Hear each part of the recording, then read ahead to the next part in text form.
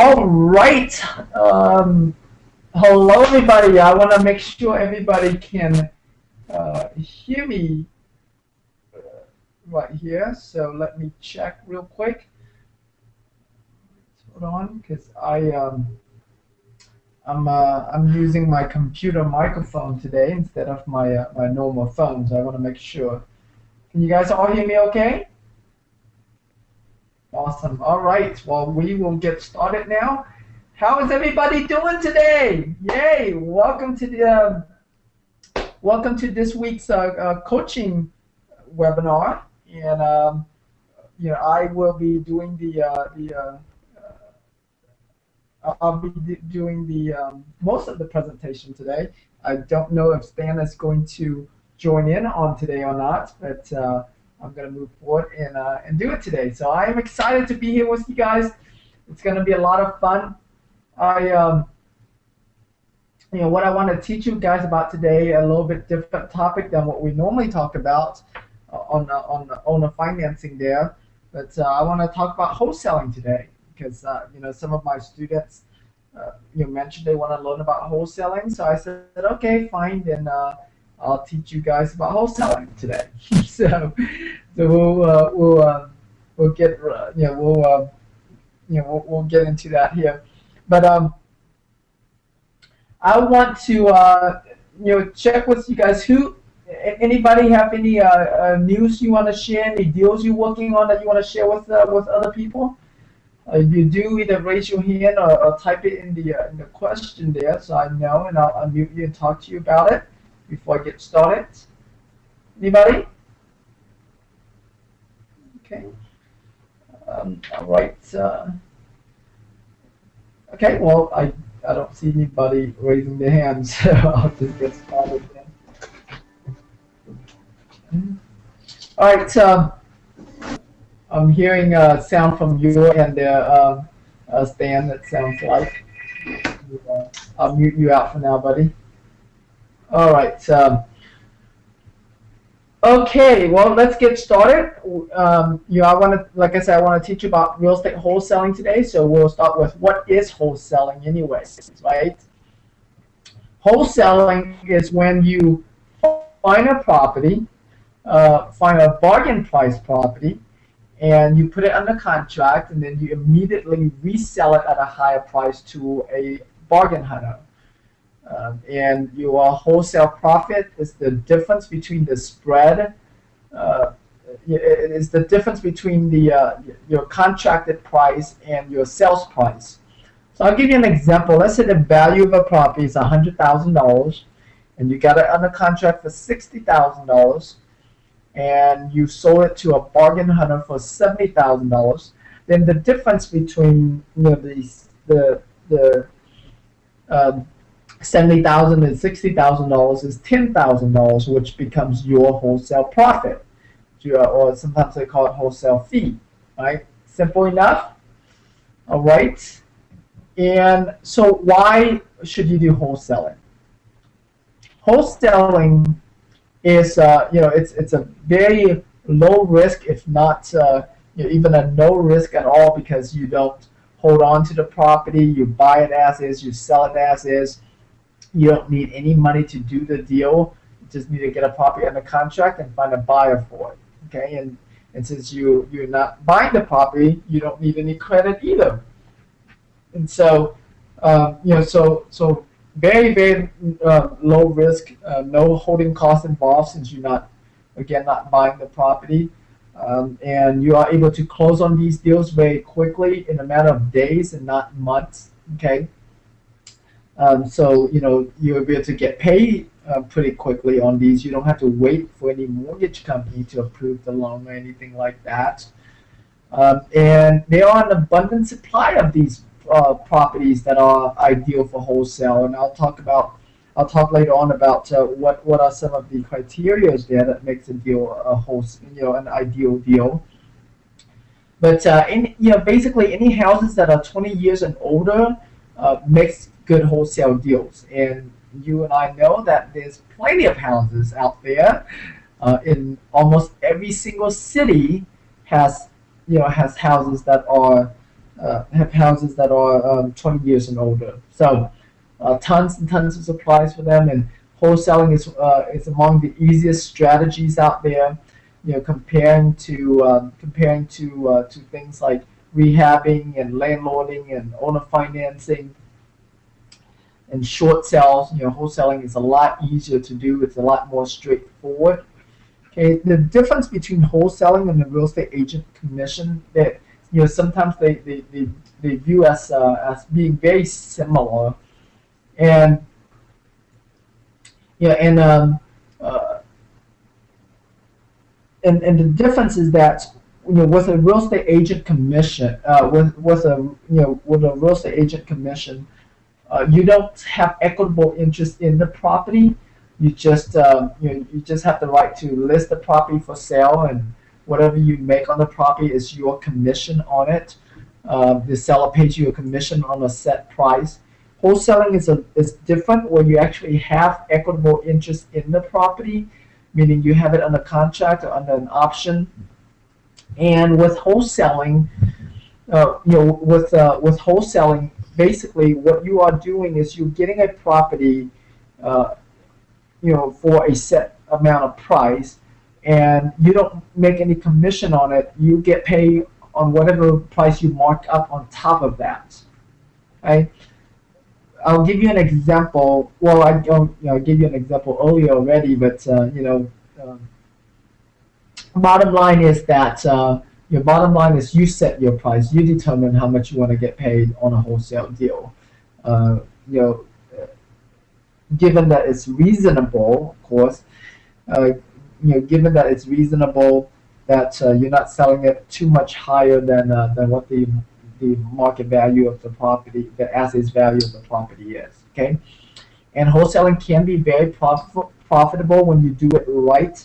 Wholesaling is about volume, and when you get good with building your buyers list, when you get good with your marketing to find sellers, that you can scale up that very easily. And wholesaling is one of those business that you can train. You don't have to be very smart to be able to do, and you can train up. You can train up people who are not even so smart to be able to do. Okay, and and so it's a very scalable business. Okay, I like for everybody to start out with wholesaling first.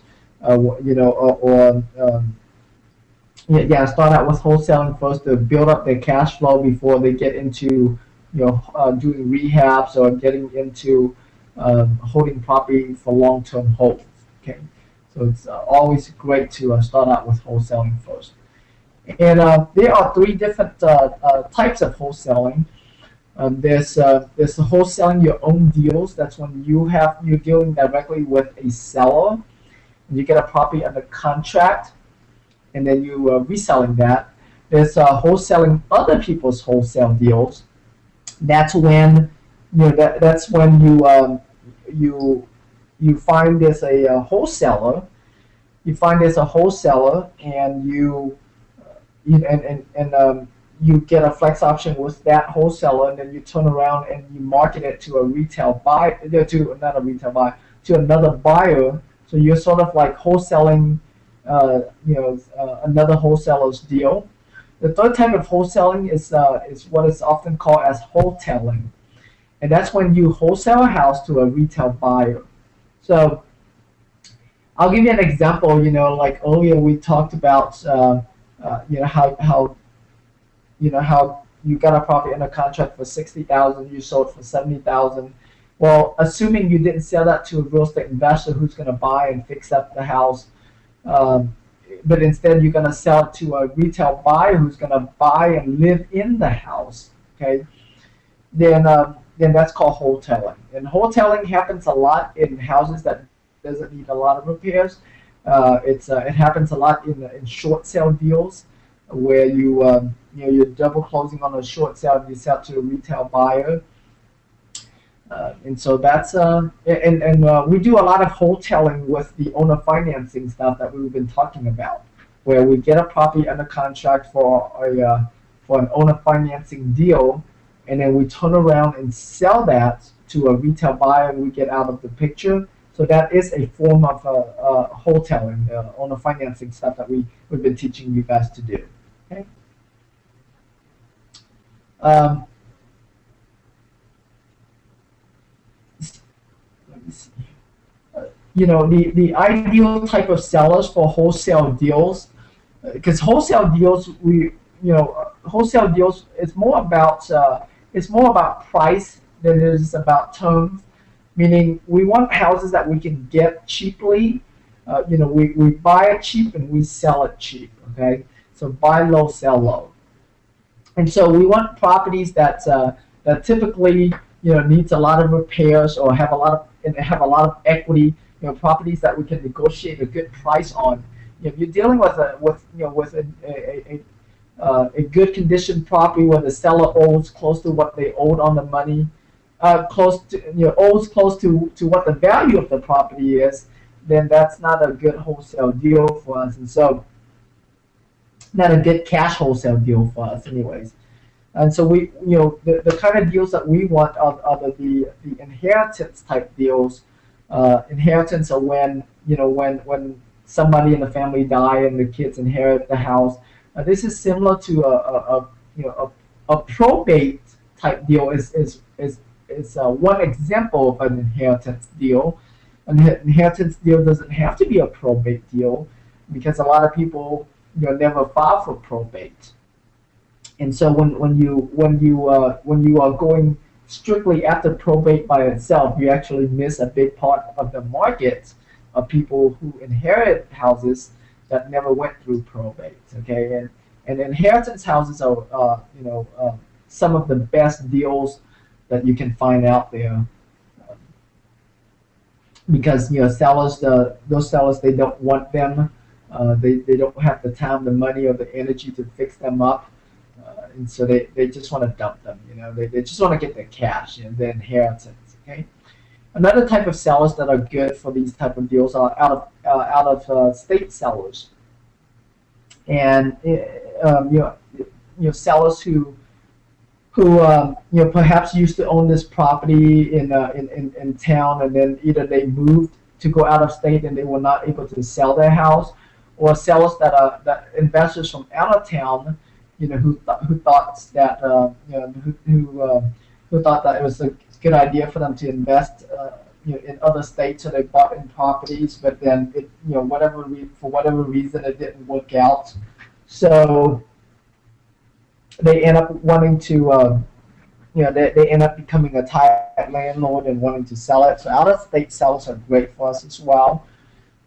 Older sellers who are moving into nursing homes or moving in with their children are also good, because a lot of older sellers, they have owned their properties for a long time, so they have a lot of equity, and sometimes they own it free and clear. A seller who's been living in the house for a while, they those houses are typically need a lot of maintenance, and so that's the reason why those sellers make a good deal for us. Tired landlords in general, whether they are out of state or not, or just in town even, tired landlords are a great great source for us, because they're sick and tired of the tenants, they're sick and tired of the property, they just want to get out, just want to dump the property. So that's one of the reasons why I like to call landlord leads, is you find a lot of these tired landlords. Okay, and basically we want we want sellers with a lot of equity. We want properties that have a lot of repairs, so that way we can negotiate a deeper discount. Sellers who have abandoned their properties. Vacant houses is one of my favorite type of houses with wholesaling, and vacant houses is where I have made the most amount of money and sold the most amount of deals. And so that's I guess you can say that's like a big niche of mine. And so what kind of deals, what kind of properties are ideal for these wholesale deals? The ideal properties are your vacant, boarded up properties, your code violation properties, your distressed properties that just needs a lot of repairs. You often hear them called as ugly houses. Older properties, any properties that are 20 years and older, or even 30 years and older, they normally need a lot of repairs, a lot of maintenance. Okay. Foreclosure properties, with in today's market where there's so many REOs out there, so many foreclosures out there, they make great wholesale deals for us as well. Fire damage properties. Fire damage properties is one of my favorite type of properties as well because a lot of time the seller, a lot of time the seller filed a claim, a big claim, and the insurance company had already paid off what is owed against the mortgage, and so now the seller owns it free and clear, and so that's why they sell it for cheap. And I'll give you an example of my own experience. I had um, um, a rental property here in Houston, and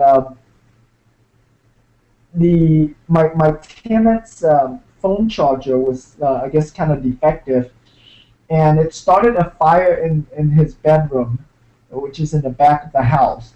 And it was during the daytime, and so nobody was home. And a third of the house was burned down. And so the insurance company had paid me a large amount of money, basically paid me for what the value of the home that I the value the amount that my coverage was insured for.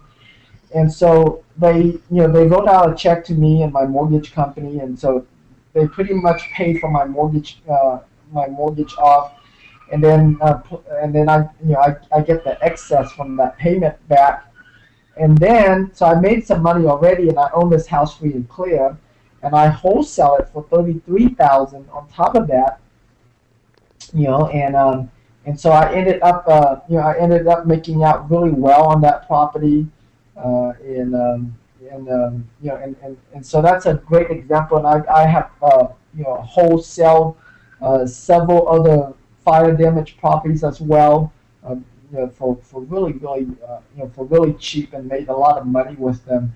The reason why there's a lot of potential in fire damage properties is because a lot of people don't know how to work with these properties. They get scared because they need so much repairs, and so there's not a lot of competition out there for fire damage properties. And so if you're willing to work them and you know how to work them, and can find buyers for them, then you get a higher chance of being able to do these deals and getting these properties sold. Okay, uh, you know flood damage, mold damage, large insurance claim, they all fall into that same category where the claim was big enough for the mortgage companies to for the mortgage companies to for the insurance company to pay off the mortgage already, leaving the seller with a free and clear house. And so all of those houses are great, and you just got to know how to wholesale to the right buyer. There are those buyers out there that are willing to do that. Okay, and title issues is another one of those type of properties I made a lot of money with, because whenever a property has title issues, the seller can't sell it to anyone else, because no one would buy it. They can't get title insurance for it. And so so if you know how to if you know how to um,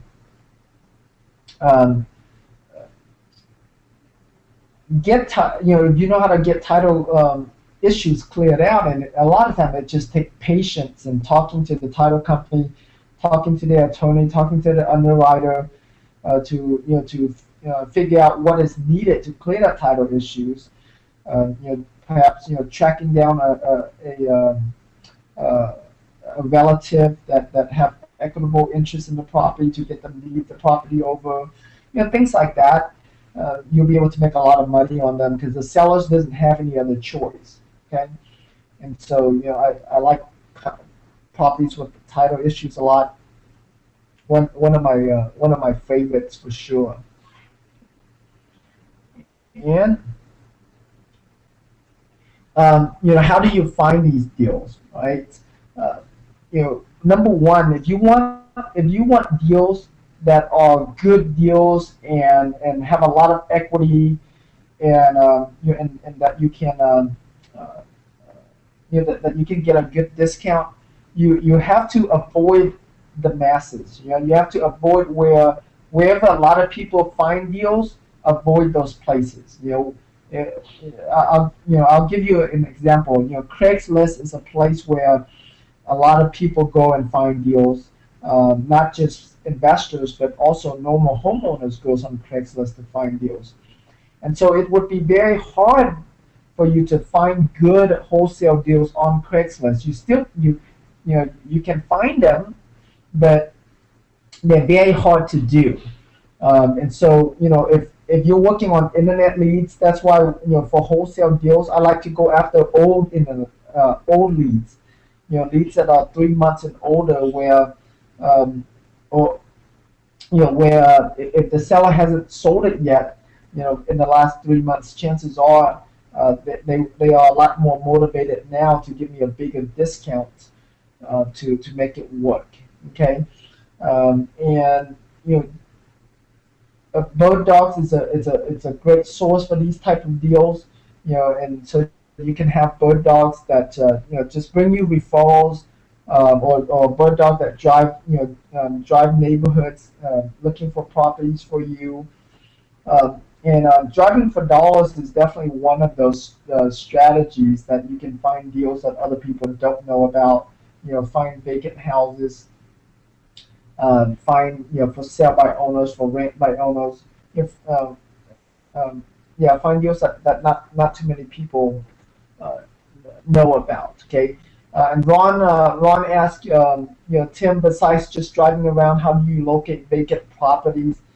Well, it's really no other way to locate vacant properties. Without driving around, whether you driving around or your bird dog drives around. There is a way to check vacant properties without driving around, but it does cost some money, and that is if you do a mailing campaign. So let's say you send postcards to a neighborhood, and and so whichever postcards that get returned back to you, that chances are that means that house is vacant. All right, but that strategy can be quite expensive to do.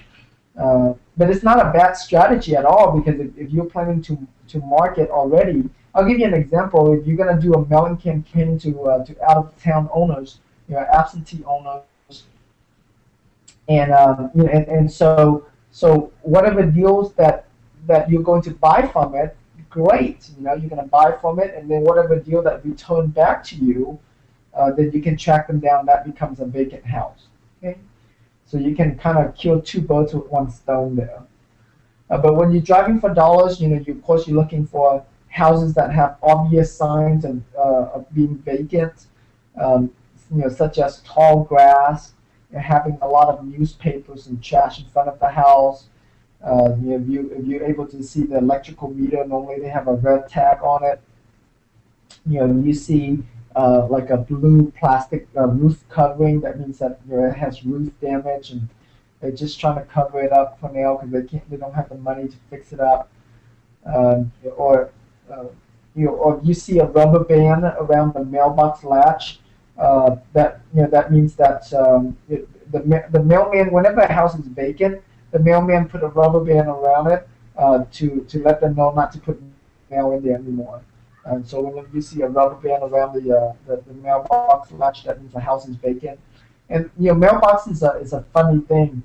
I used to do a lot of door knocking on houses that are in pre-foreclosure, and and I noticed that a lot of houses that are in in a foreclosure, the mailbox they have either bad mailboxes, broken mailboxes, or rusted mailboxes, and so in the and so whenever you see a mailbox that is rusted and bad, there's a chance that that homeowner is in financial distress, and so it's good to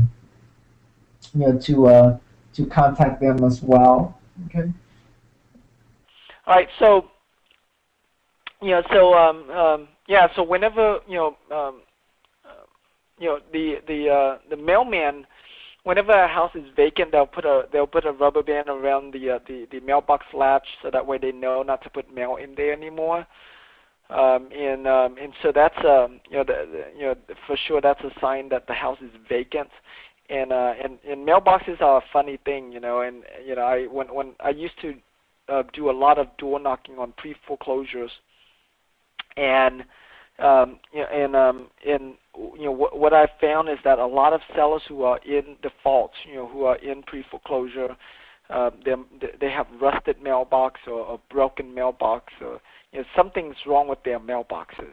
Okay, so make sure that if your mailbox is bad, make sure you guys fix that. Okay, mailbox is one of the most important things because that's where you get all of your checks and stuff that come in your mail. That's where you get all your money, and so make sure you take care of your mailboxes. Boarded up properties, properties that has an orange sticker or city notices on the front door. Those are all great properties for you to contact. Chances are they have code violation. Properties that looks just very ugly and needs a lot of repairs. You should be contacting those sellers because chances are they can't fix it up, and so they might be interested in selling it. Properties that have missing siding, has visible bad roof, broken windows, half broken or hanging gutters. Those are all great signs of a distressed property, of a vacant property, and so so make sure you write down all of those addresses. If the house is not vacant but it's in distress, you can knock on the door and talk to the homeowners. You can send them a postcard as well. We'll talk about that in just a little bit here. All right. Next, let's talk about driving for dollars, what to avoid. Avoid realtor listings and HUDs and VA signs, and the reason being is because those houses are accessible on the MLS, and what that means is that you have a lot. You're going to have a lot of competition. Okay, a lot of people want to get into those properties, and a lot of people know about those properties, and so they're generally not a good wholesale deal for you. And, for us, the only time when we work on MLS listing is when we are dealing with the listing agents directly, and it's sort of we have insiders information to those deals. Okay, even on REOs, we build relationship with those with the top REO agents. And so a lot of time they're giving us they're telling us about the property before they even put it on the MLS to get an offer from us. And that's how you do REOs, folks. Is getting there before anyone else. If you see for sale by owner signs, but the house doesn't look distressed, it looks like a really nice for sale by owner sign, and the house looks really nice, those are not good properties for us either. They're good for owner financing type deals, but they're not good for these deep cash discount type of wholesale deals that we're talking about today. Okay. If you see houses are newly repainted, newly remodeled, those are not good for us either because chances are an investor already fixed it up, so they're not going to sell it at a big discount for us. Houses that has new roof, new windows, and have a dumpster in the front of the house. That just means that it's being under remodeling, so they're not a good candidate for us. Or even if you see a temporary electrical meter in front of the house, that means that they got a permit to turn on the electricity to fix up the house for now, and so those are not, those are signs that we can avoid. And same thing, you teach your bird dogs to avoid these type of deals, okay? And let me see here. Driving, driving for people. Right? Other than driving for houses, you can also drive for people to look for bird dogs that can bring you these deals. Bird dogs that are in the neighborhood all the time. Neighborhood watchers is a lot of times is what I call them. Especially in older neighborhoods, in the lower income neighborhood, you have these convenience stores that are right outside of the neighborhood, and you have these guys that hang out at the convenience store a lot and hang out in the neighborhood a lot. They know everything about that neighborhood. They know everybody. Those are great bird dogs for you, and so you go and talk to them. Tell them what kind of that you're looking to buy houses, and you'll pay them a referral fee. If they know anybody who are trying to sell their house, mailman is also another great source for you. Now the mailman is that it's illegal for them to refer you these sellers. However, once you build relationships with them, and they know you, sort of as a friend, and mailman would work, for any neighborhood. So even in the neighborhood that you live in, make sure you build relationship with your mailman. When the mailman comes, make sure you give him a Coke or lemonade on a hot day or something. Be nice to your mailman. Make him a friend, and once you make him a friend, he'll be a lot more willing to refer you these people. You see, mailmen, they deliver all of the mail, and so they see the foreclosure notices. They see the judgments. They see all of these mail that comes into these people, so they know who's in financial trouble and who's not. They know who have been buying a lot of real estate courses and who not. Because they ship out, they deliver all of those mail, and so it's good to build a relationship with them, and it's good to build a relationship with them as well as,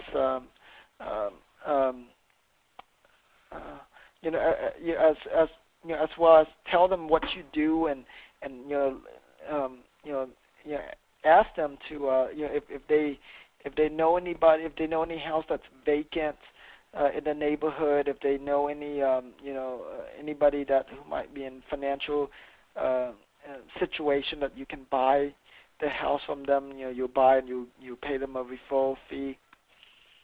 The guys who are out there reading the meters, those are also great guys for you to know as well. A lot of time they come during the day, and you have to really pay attention to them and try to catch them. They're not as obvious as the mailman is, but they're also great guys. You have the guys that read the electrical meter, the guys that read the water meter.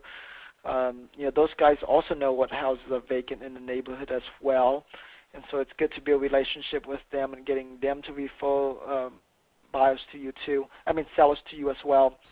Delivery drivers. I used to go after Pizza Hut and Domino delivery guys, pizza delivery guys, and let them know what I do and how I pay them a referral fee, and because they're always driving in these neighborhoods, in these neighborhoods that I farm in, or even my own neighborhood for that matter. And so I tell them, hey, if you notice any houses that are vacant, here's the criteria of what of what to look for, and they'll refer me these deals, and you then track these homeowners down, find the phone number, and when you do the deal and sell it, you can pay them a referral fee, anywhere from $500 to $1,000. It's up to you. Okay.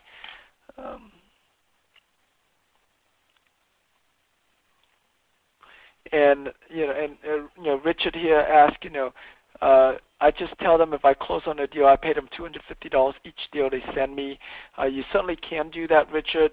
I pay a little bit more than $250, but It depends on the situation. I want to pay them more, because I want them to bring me more deals.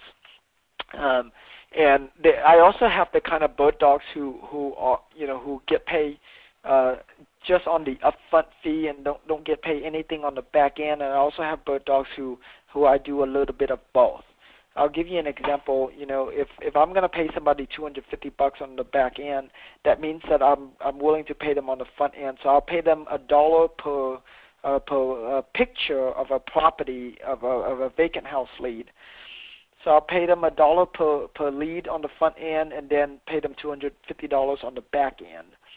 Or if they don't, if they're willing to not get paid anything on the front end, then I'll give them $500 to $1,000 on the back end, depending on how much I make on the deal. And there are also bird dogs that I pay for $3 on the front end, and I don't pay them anything on the back end. So so it all depends, okay? And you can structure it however you want. It's it's all up to you, okay?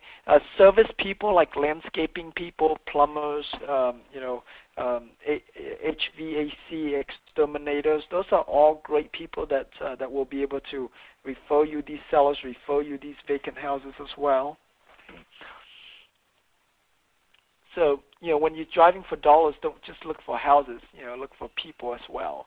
And like I said, utilize the people from within your neighborhood. You don't need to, go, you don't really even need to go outside of your neighborhood. It depends. If you live in a very nice neighborhood, that might be harder.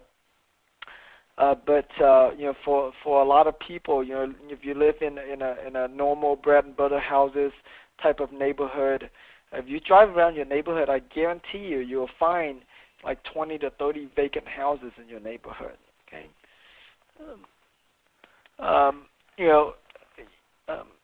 In any neighborhood that you farm or your own neighborhood, make sure you always have signs out on vacant houses. Okay. I love putting signs on vacant houses because they last for a long time. They stay out there for a very, very long time, and the city doesn't pick them up, and you don't have to worry about getting in trouble since it's on private properties. And a lot of time you have the sellers themselves that's going to be calling you, not just the buyers, but the sellers will call you and ask you, why you put your signs on the yard, and you can be excited about it and tell them, that. You've been trying to get a hold of them and you want to make them a cash offer on the house.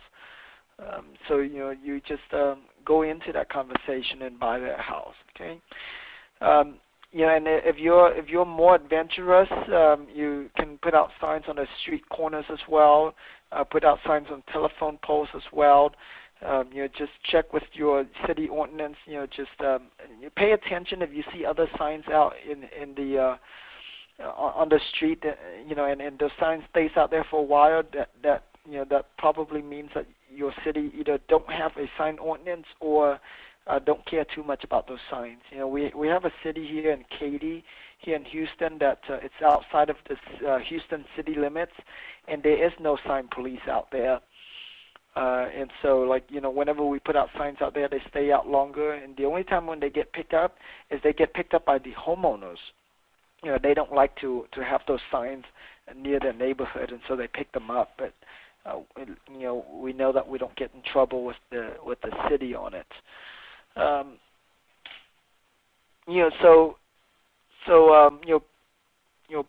Sort of proceed with caution and at your own risk on signs there. All right.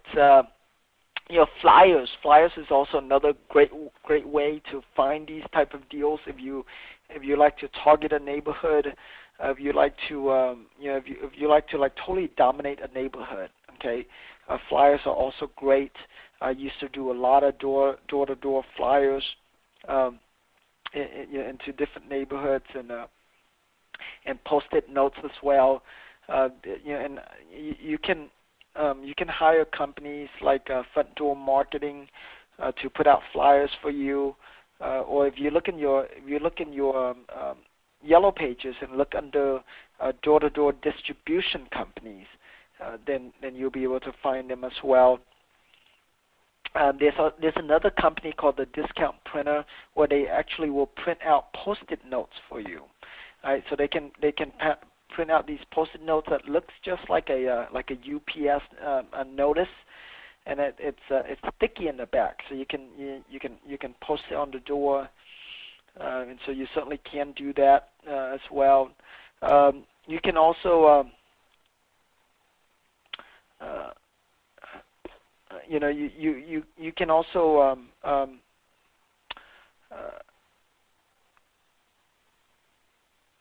contact the local businesses in that neighborhood, the local restaurants, the local pizza store. A lot of time the pizza store put out flyers too, and so you can do a co-op with them, you can do a co-op with them, and if a pizza store is distributing their flyers, you can do a ride along with theirs, so that way it costs you less money. Or you can start your own, flyer distribution, and you contact all of those, all of those local businesses, especially in today's market. Those businesses are very motivated to work with you because they want more business. The business is kind of down, so you can end up making money putting out flyers for other companies, and at the same time. So let's say if you have 6 companies that want to put out flyers, so you print out 6 pages, right?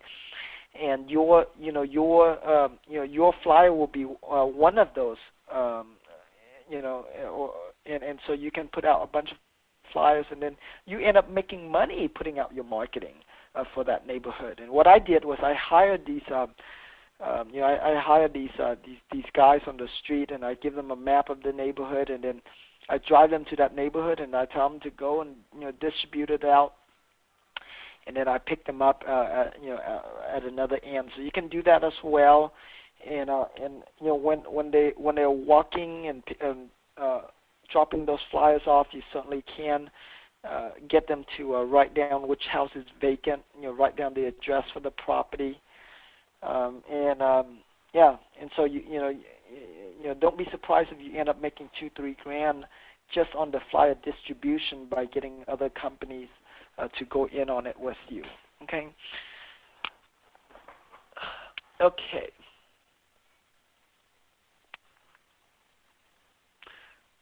Maria asked if the house is vacant and the owners are from out of town as the neighbor's info. How do I find the owner's address and phone numbers? Okay.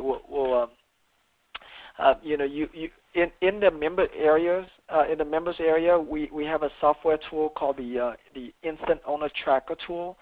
That's one of the tools that you can use to find phone numbers for homeowners. But you have websites like whitepages.com, zabasearch.com. Those are great websites that you can find homeowners insurance. We also use a skip tracing service called Accurant, which got bought over by LexisNexis. But that's a paid-for service that you can also sign up for. Another great skip tracing service that you can also sign up for is called Merlin Data, MERLINDATA.com, that you can also sign up for. Okay. All right. So now let's talk about direct mail. You can also send out direct mail as well, because direct mail is another one of those things where since you have to spend money to market to these people, you don't have much competition, right? Not like internet leads, and so you can send out direct mail, send out a postcard, a yellow letter, or a check to them. You can send out to the out-of-town absentee owners, or you can even you can even blanket a whole neighborhood if it's a neighborhood that you want to farm in. Okay, and so you can do that as well. You can get your city code violation list and do a mail out to that. Here in Houston, the department that handles that is called the Dangerous Building Department, and every city there's a different department. So make sure you contact your city to see what they are called, what department it is, and you contact them and ask them how you can get that list. When you mail out here in Houston, the list is divided into two different types of lists. One is the list of pre-hearing, and one is the list of after the hearing. Pre-hearing is when somebody just get a notice, but they haven't set the court date yet. And after the hearing is when they already the court the court date has already been over with, and they haven't taken care of it yet. And so the after the hearing is the one that you want to try to get. Okay, that's the one that of people who got notices but never fixed it up. Fire damage is also another great list that you can do mailed out to as well. To get the fire damage list, you contact your fire marshal department in your city and ask them how you can get a fire incident list. Okay, fire incident, and you can contact them and get that list. Some cities you can get that list for free. Some of them will charge you money.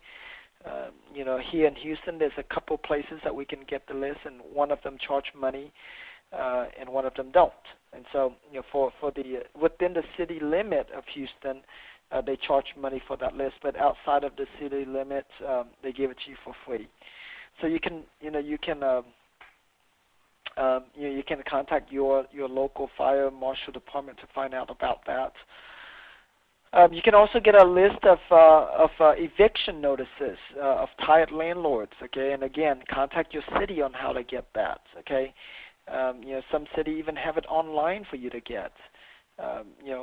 Here in Houston, we have to go down to the precincts, whichever precincts, to get that, and so it's a little bit harder to get here.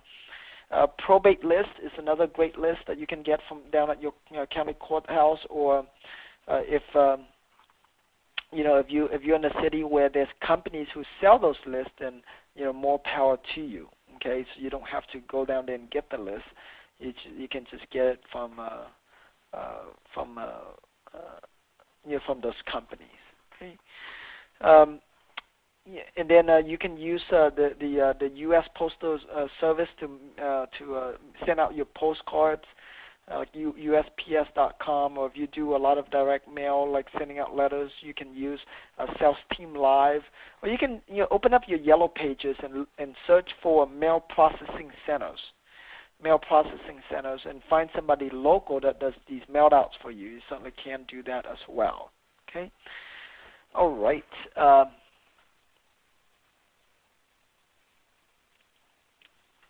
You can do telemarketing to these sellers also. With these lists, on top of doing the mailed out, you can also track down their phone number and you can call them, like the fire damage list, like the landlord eviction notices, like the probate list. You don't have to just do direct mail. You can also call them too. It depends on how what your budget is, right? Or you can do even both, But if you don't have money to send out direct mail, then that's fine. Track them down and call them. Use your time, okay? Put some sweat equity into it, right? You can also use internet marketing such as pay-per-click to find them. And the reason why I say pay-per-click and not the normal internet marketing is because with pay-per-click you get better leads, because these sellers are out there. They didn't post their property for sale. They're out there on the internet searching, and they find your ad, and so they so that's why they're interested in submitting the information to your website. And so not as many people know about them. But even with the pay-per-click, what I've found sometimes is that when seller fills out the form, they don't fill it out to just one company. They'll fill out the form to 3, 4, 5 different companies. So you do have some competition, but not a whole lot. Not like someone who posts their ad on Craigslist. Okay. And other ways that you can find excuse me. Other ways you can find deals too is through the newspapers. Posting ads in the newspapers. Doing Yellow Page ads. doing billboards in not the big highway type billboards, but billboards in specific targeted neighborhoods. Certainly can do that. I used to do a lot of TV ads as well.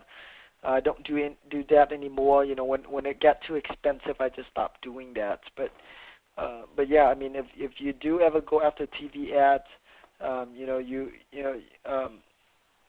wanna go after the older audience among some of the best audience to go after. And the thing that I don't like about TV and radio is that their reach is pretty wide, and so sometimes I'll find properties that are like an hour and a half away from Houston.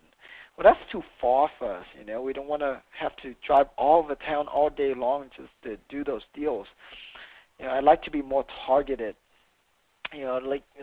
For me, I mean, Houston is pretty big, and I'd rather just stay in the southwest part of Houston. I don't really care to even get out of that. And so that's one thing that I don't like about TV and radio. It's kind of go out. The reach is kind of far. Okay. Now, let's talk about finding buyers now. All right. Once you have these property under contract, and you can imagine, right? When you as a wholesaler doing your own deals, you have to spend all of these time and energy and money into marketing to find these deals. All of the stuff that we talked about earlier. And so this is one of the reasons why I like to wholesale other people's wholesale deals, is because I don't have to go through all of that stuff, and I just have to get really good with finding buyers. And so so you can find wholesalers who post their wholesale deals on dodeals.com or on websites like Craigslist. You can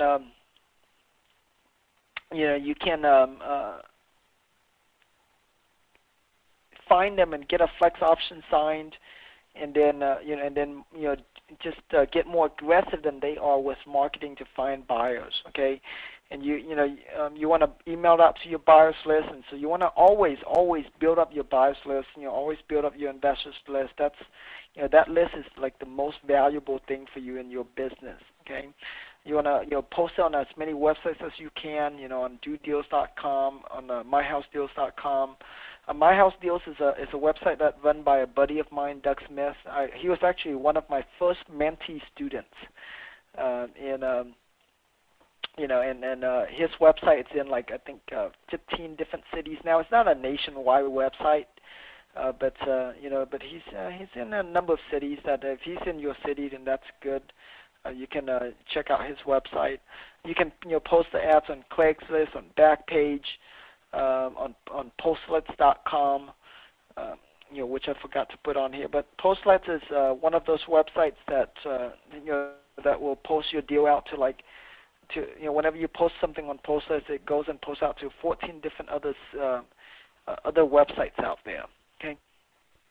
You can contact landlords. Landlords are some of our best buyers for wholesale deals.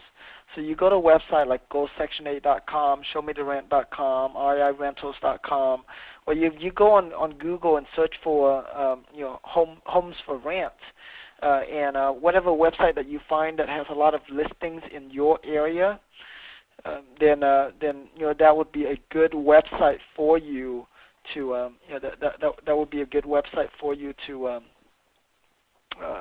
go after, to mark to contact those landlords and focus in on those landlords. Okay. You can call on those We Buy Houses ads and signs.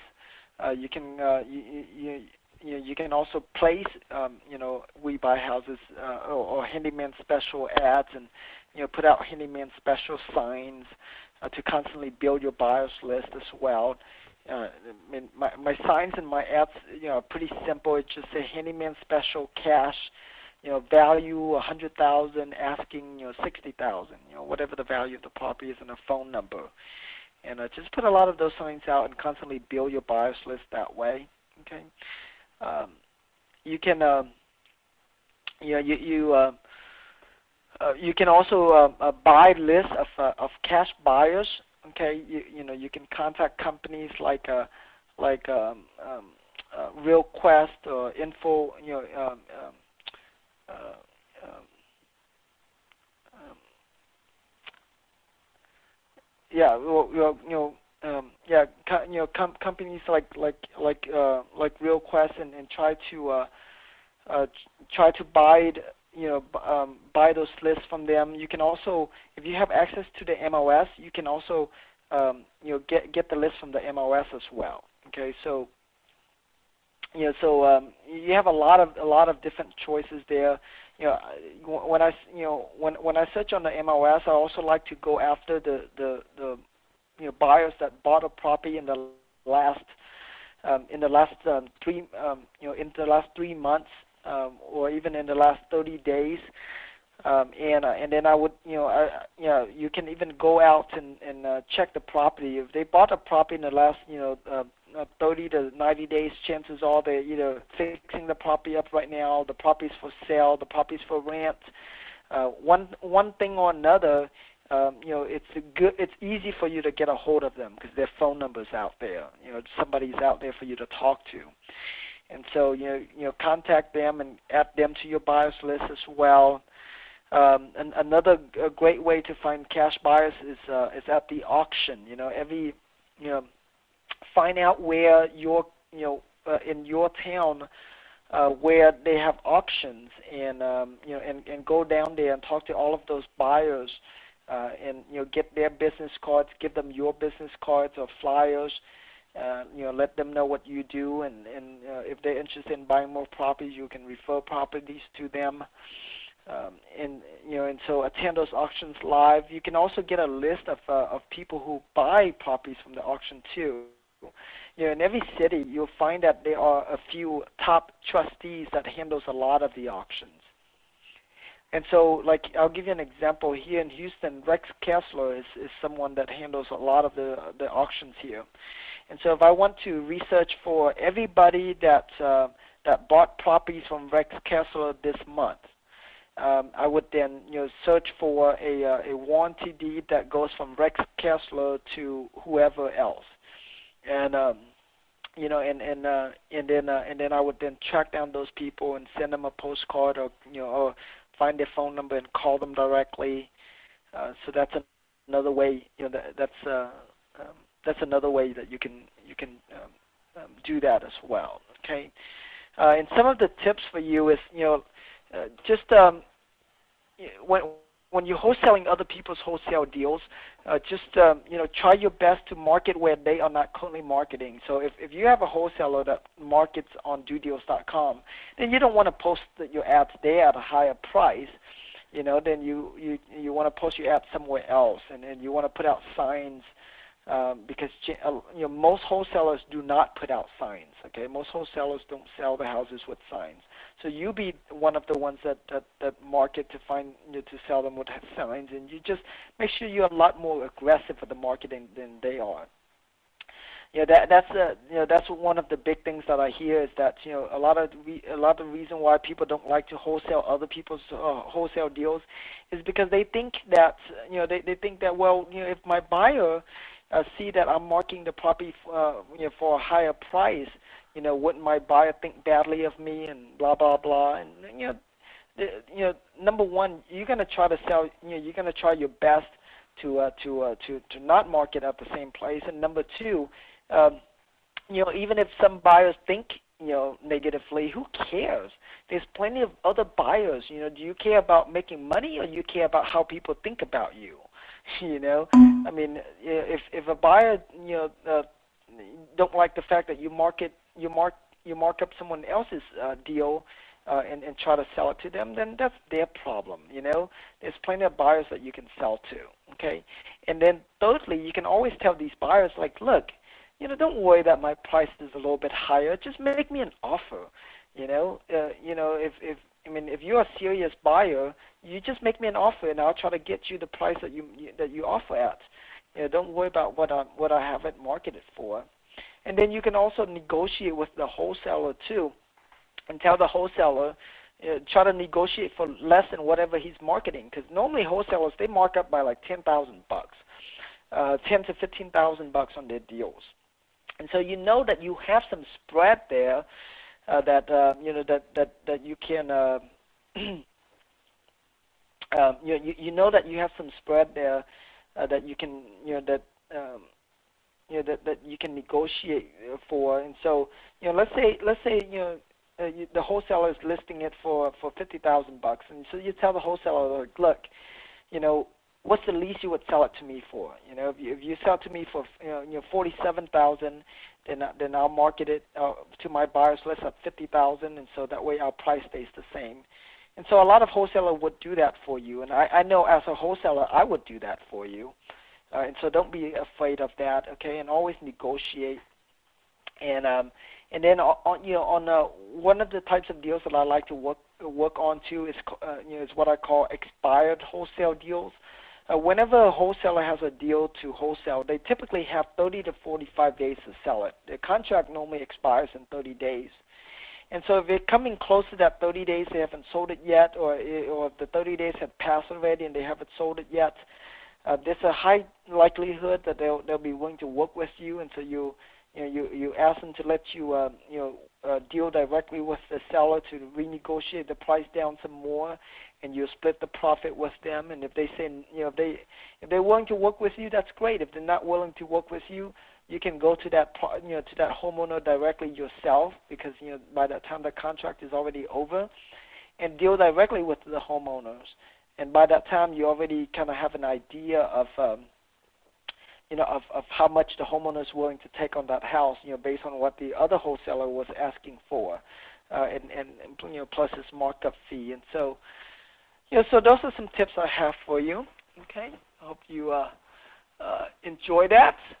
All right, Maria has a question here. Is the short sale bank laws quick responses coming up in April will apply also for commercial? And I don't think so, Maria. I think it's only for residential.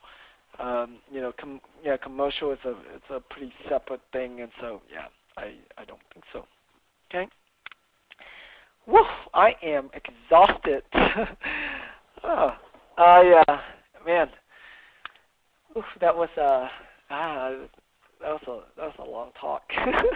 Did you guys enjoy it? Did you like the lesson that you learned today? All right. Okay. Well, I'm going to go ahead and end the webinar now. I don't see any more questions here. But go out there and just do it. Start adding these wholesaling other people's wholesale deals to your funnel, and start doing that, right? And next week, let me know how it goes, and I'll help you guys, teach you guys along, as much as I can. And make sure you guys tune in to the Happy Hour TV as well as the Live Deals TV too. We are having our deal making weekend this weekend here in Houston. So if any of you guys want to, join us and be a part of our apprentice group, and come down to Houston to join us on our deal making weekend, where we're gonna be auctioning off a house and getting a house sold here. You certainly can do that. To apply for our apprentice program, go to dodeals.com/mentor. dodeals.com/mentor to do that. All right. Okay, everybody. Well, you have a great evening, and I'll talk to you more next week. Okay, everybody. You have a good one. Bye-bye.